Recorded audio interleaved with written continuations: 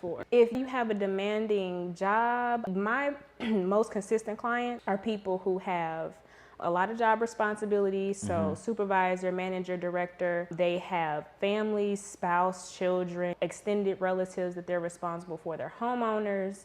They have maybe an organization. They are busy people. And it's interesting because recently I've noticed a couple of stories on my feed that talked about people who were so busy, taking care of that, being entrepreneur, whatever, and their health showed it. One woman, I'm not sure if you saw that story, but 40 years old, she was working tirelessly, 7 days a week, a lot of hours a day, 40 years old, took 3 days off, went to sleep, never woke up. And we hear that story too often, right? Right. Now at 40, that's unusual, but it's not happening at 70. It's not supposed to happen at 63, right? And we've gotten to a point where we just come to accept that, right? And so why do you think, especially in the Black community, massage isn't used in this more therapeutic way? Why do you think that is? I think it's a matter of access and proximity, one, because in the areas that we live, there are no massage studios. We still call them massage parlors.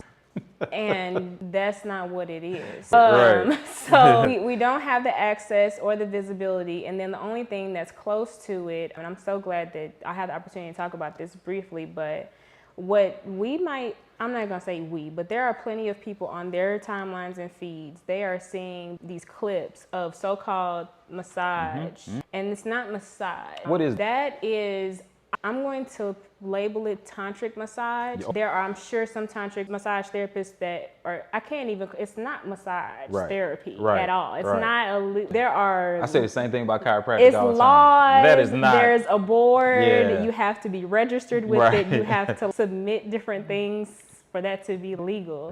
Because there are ethical boundaries. Exactly. So what you're seeing on your feed with all the oil and the body parts is just not that. That's more of an experience, I think, for more of a healthy sexual relationship with yourself. And that's the thing, is that things like those can be healthy in a certain way. They just need to be labeled properly. Exactly. Because that's not what we do at Whitwell. That's not what you do, I'm not. First of all, I don't even like all that oil. You don't like going home like that? No, I don't. That's entirely too much. But anyway, so I think that it's a misconception with what massage therapy actually is. That it is truly a therapeutic experience and application for the holistic well-being of the body. I think that we also just don't have even relationships to maybe people outside our community who would be in that type of lifestyle and space. Say if you live in a certain zip code, maybe you got a friend in this other zip code and they got a massage place next to them and they went and now they can say, oh girl, I had such a great, oh what? And so now you're thinking about it, but you're not over there. So you're not thinking about it. And then we get to the price barrier. We can't, at this point, our value system can't justify spending. I'm glad you used that word. Our value system can't justify spending what we spend on shoes to care for our bodies in that way. Because massage therapy is not expensive.